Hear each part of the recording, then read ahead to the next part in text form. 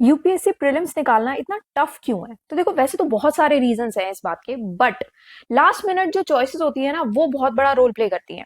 जैसे कि अभी मार्केट में सब लोग ले दे के सिमिलर टाइप की ही प्रिपरेशन कर रहे हैं। सभी को पता है कि पीवाईक्यूज एक मेजर रोल प्ले करते हैं, एंड क्वेश्चंस उसमें से रिपीट होते हैं, चाहे वो प्री हो, मेंस हो, ऑप्शनल्स हो, या फिर स्टैटिक बुक्स में से कौन सी बुक्स पढ़नी है, करंट अफेयर्स किस हिसाब से आ रहे हैं।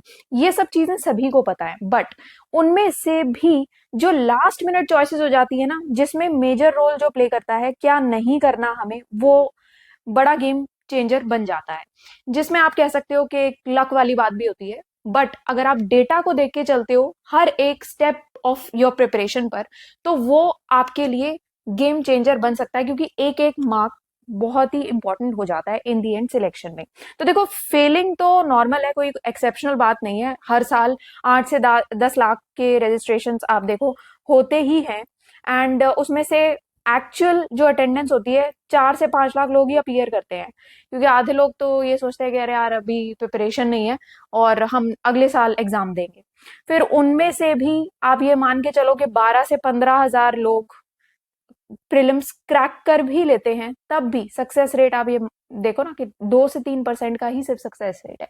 अब रियल शॉक क्या है, क्योंकि इसमें जो सीरियस एस्पिरेंट्स होते हैं ना, सीरियस एस्पिरेंट्स में से भी सक्सेस रेट सिर्फ 18 से 22% तक का ही है। यानी कि आप ये देखो कि 5 में से 4 कैंडिडेट वो तो प्रीलिम्स फेल कर ही रहे हैं, और 5 में से 4 सीरियस कैंडिडेट्स हैं जो प्रीलिम्स फेल करते हैं। तो ऐसा नहीं है कि आपकी मेहनत में कोई कमी रह गई है, जस्ट वो थोड़ा सा स्ट्रैटेजी का गेम है, लास्ट मिनट चॉइसेस का गेम है, और उसमें लक भी एक बहुत बड़ा रोल प्ले करता है। प्रीलिम्स क्योंकि स्ट्रैटेजिकली डिजाइन इसी तरीके से किया जाता है, एलिमिनेट करने के लिए, सिलेक्ट करने के लिए नहीं। अब आप देखो, जैसे पीवाईक्यूज है वो किस तरीके से रोल प्ले करते हैं। जैसे कि 2017 से पहले के अगर आप क्वेश्चंस देखते हो ना, तो वो थोड़े से कैसे थे कि बहुत सारे डायरेक्ट क्वेश्चंस उस टाइम पर पूछे जाते थे।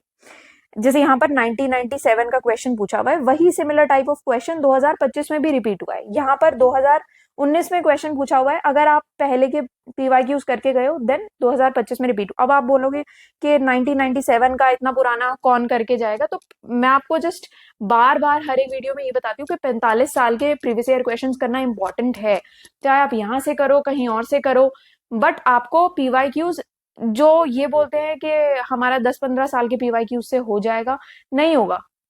40 से 45 साल के आपको करने ही पड़ेंगे, उसमें होलिस्टिक प्रिपरेशन हो जाती है। 10 से 15 साल में आपको पैटर्न का या ट्रेंड का थोड़ा बहुत आइडिया लग सकता है। इन डेप्थ आपको जो क्लैरिटी मिलेगी, कोई भी चीज आप लगातार में करते रहोगे ना, उसकी क्लैरिटी आपको होती चली जाएगी। तो 2017 से पहले डायरेक्ट क्वेश्चंस काफी ज्यादा थे, प्रिडिक्टेबल था थोड़ा सा pattern overall, static portion heavier side पे था। ठीक है, इवन आप ये मान के चलो कोचिंग इंस्टीट्यूट भी प्रिडिक्ट कर लेते हैं कौन से क्वेश्चन आने वाले हैं। बट 2017 के बाद वो जो रटने वाले लोग थे ना, वो एलिमिनेट होते चले गए। करंट अफेयर हैवी बन गया था पेपर ओवरऑल, 50 से 60% क्वेश्चन ना अप्लाइड नॉलेज पर आने लगे थे। फिर ट्रू फॉल्स वाले स्टेटमेंट बेस्ड ट्रैप्स, ये सारे कंफ्यूजिंग ऑप्शंस दे दिया, तो क्या हो गया ना, वो गेस वर्क और कोचिंग पैटर्न जो चल रहा था, वो वहां से गेम शिफ्ट होने लग गया था।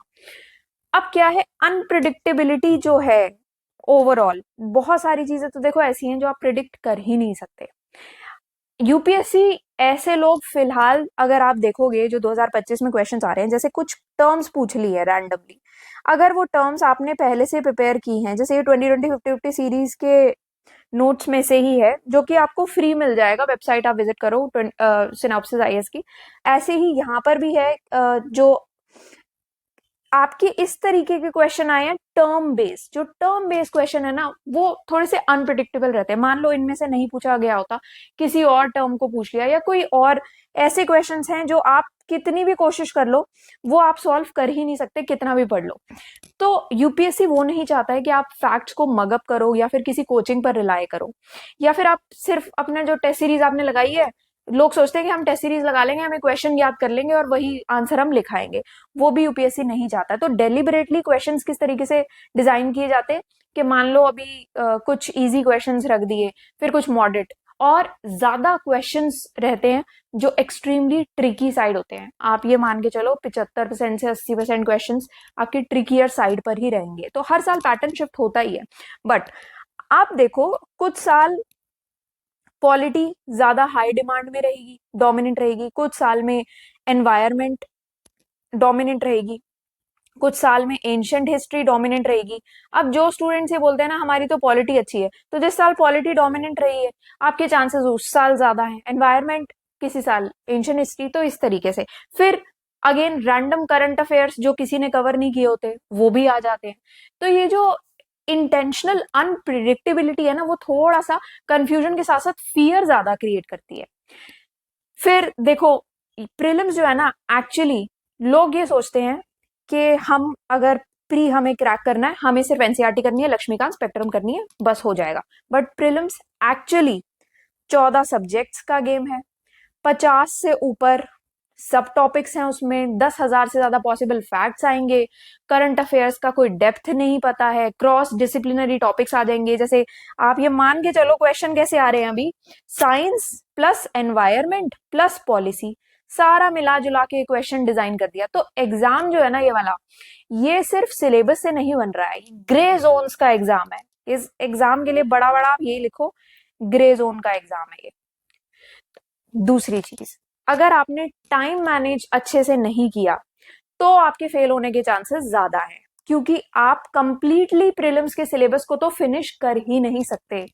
आपको, आप ये देखो, स्टैटिक करोगे, आप स्टैटिक करोगे, करंट अफेयर करोगे, मैप्स भी करोगे, देन स्पीशीज भी आपको करनी है, इकोनॉमिक्स भी आपको करनी है, गवर्नमेंट स्कीम्स भी करनी है। गवर्नमेंट स्कीम्स का इतना बड़ा पीडीएफ बनता है, मतलब वो पॉसिबल ही नहीं है पूरा कर जाना और उसको याद रख लेना। तो अभी क्या होता है, आपको वो 18 से 8 से 12 बार उसको रिवाइज करोगे आप, कुछ 100 के करीब मॉक टेस्ट लगा लोगे, एलिमिनेशन मास्टर भी कर जाओगे, एक्यूरेसी भी ले आओगे, है ना। प्रेशर के टाइम पर जब एग्जाम होता है, देखो एक टेस्ट सीरीज में बैठ के एग्जाम देना एक अलग बात होती है, बट एक्चुअली जब क्वेश्चन पेपर सामने आता है, एग्जाम हॉल में बैठ के जो प्रेशर होता है उसमें आपको आता हुआ क्वेश्चन भी गलत होते हैं। तो वो आप ये मत सोच के चलना अरे हमारा पॉलिटी डोमिनेंट है, इस बार पॉलिटी बेस्ड क्वेश्चन पेपर आया है तो हमारे चांसेस ज्यादा है, नहीं। बहुत बार हमें ऐसे क्वेश्चन में भी हम फंस जाते हैं जहां पर आउट ऑफ फियर हमें आता हुआ क्वेश्चन में हम गलत मार्क कराते हैं। तो नेगेटिव मार्किंग ट्रैप्स को आपको एब्सोल्युटली अवॉइड करना है। ये नहीं सोचना है कि ज्यादा ज्यादा हम अटेम्प्ट करेंगे, ये सोच के चलना है कि नेगेटिव मार्किंग होने के चांसेस जहां ज्यादा हैं उस ट्रैप से थोड़ा सा बचना है।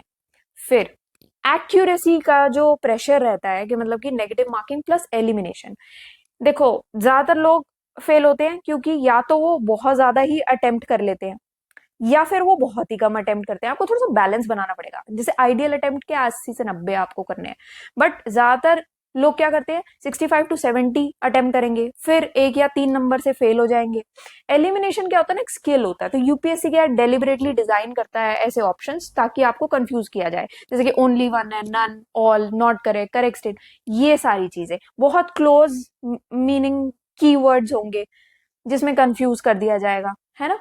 तो वही सेम चीज है। फिर करंट अफेयर्स का पैटर्न बिल्कुल चेंज हुआ है। 10 से 15 करंट अफेयर्स के क्वेश्चन आते थे पहले, अब तो ज्यादातर करंट अफेयर्स के क्वेश्चन आ रहे हैं। 25 से 35 क्वेश्चन आप देख लो करंट अफेयर्स के आते हैं, कुछ आते हैं डायरेक्ट, कुछ आते हैं हिडन, है ना। तो करंट अफेयर जो है ना अब तो स्टैटिक सब्जेक्ट्स का भी पार्ट बन चुका है। जैसे एनवायरमेंट क्वेश्चन किसी पॉलिटी एक्ट में छुपा होगा, इकोनॉमिक्स का क्वेश्चन आप सोचो किसी आईआर के इवेंट में छुपा होगा।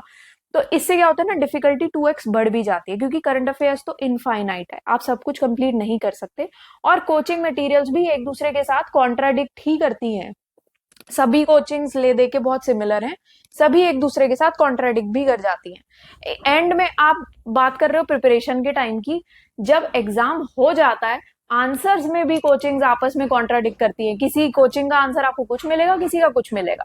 तो यूपीएससी को ना स्मार्ट लोग तो चाहिए नहीं है, उनको चाहिए कंसिस्टेंट लोग। मतलब कि देखो साफ बात बोलूं, यूपीएससी चाहता है गधे, वो गधे जो कंसिस्टेंसी के साथ एक ही जगह लग के तैयारी करते जाएं, जिनका आईक्यू अच्छा हो, एवरेज मेमोरी हो, डिसिप्लिन बहुत अच्छा हो और रिवीजन कंसिस्टेंट हो। सबसे ज्यादा अच्छी चीज जो आपकी होनी चाहिए वो होना चाहिए रिवीजन।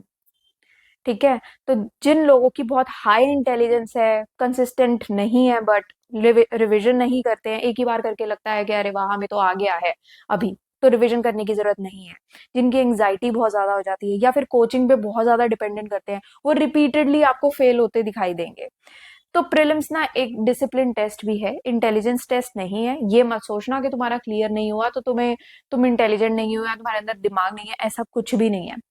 एग्जाम दिन के जो प्रेशर होते हैं ना, वो 30 से 35 एस्पिरेंट्स को हर साल रुइन कर देते हैं। ये मैं आपको एक्सपीरियंस से बता रही हूँ।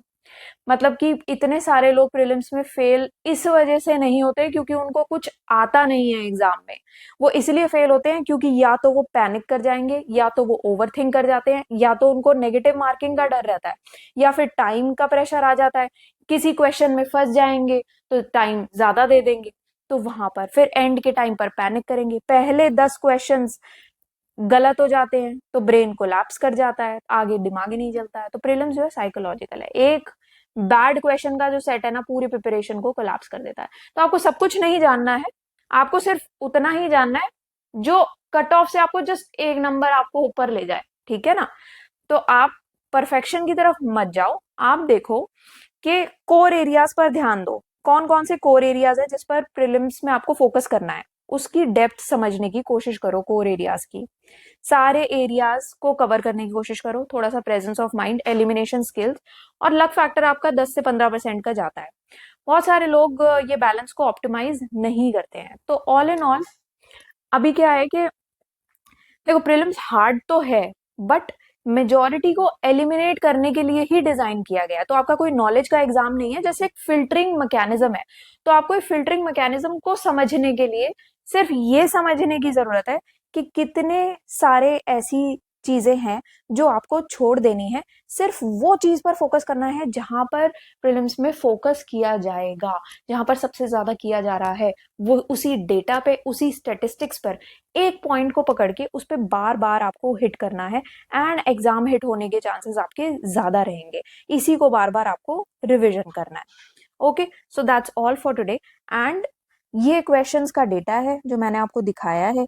जस्ट अगर आपने पुराने क्वेश्चंस किए होते, जैसे 1993 का क्वेश्चन है, उसमें ये लिखा हुआ है कि title given by British government to Mahatma Gandhi which he surrender during the non cooperation movement. सिर्फ अगर इतना भी पढ़ लिया हो तो यहाँ पर लिखा हुआ है कि आपको consider the following subjects with regard to non cooperation movement. इसमें रिटेंशन ऑफ टाइटल्स, जस्ट आपने ये अगर क्वेश्चन अटेम्प्ट किया 1993 का कि उसने सरेंडर की बात की हुई है और यहाँ पर रिटेंशन, तो ये तो ऑटोमेटिकली गलत ही हो जाएगी। फिर जब आप इसका यहाँ पर एक्सप्लेनेशन पढ़ोगे ना, जो सिनॉप्सिस के पीवाईक्यूज के बुकलेट में है, तो इस एक्सप्लेनेशन से आपको पता लग जाएगा ये वाला ऑप्शन, ये पूरा आंसर, सारे ऑप्शंस आपको इस एक्सप्लेनेशन में ही मिल जाएंगे। तो ये पूरा आंसर आप अटेम्प्ट कर सकते हो। और कुछ क्वेश्चंस ऐसे हैं जो आप जितनी मर्जी कोचिंग्स कर लो, जो मर्जी अटेम्प्ट कर लो, कोचिंग्स में भी कॉन्ट्राडिक्शन होता है। एंड तक जब तक रिजल्ट नहीं आता तब तक उनके आंसर पता ही नहीं रहते। ऐसे क्वेश्चंस होते हैं जिनको आप कितनी भी मेहनत करो, कितना भी पढ़ लो, नहीं अटेम्प्ट कर सकते। This is our website synopsisize.com। यहाँ पर पीवाईक्यूज के सेक्शन में आप जाना, एंड यहाँ पर आपको प्री मेंस ऑप्शनल जिसका भी पीवाईक्यू चाहिए, सारे पीवाईक्यूज यहाँ पर अवेलेबल है। So that's all for today and thank you for watching the lecture.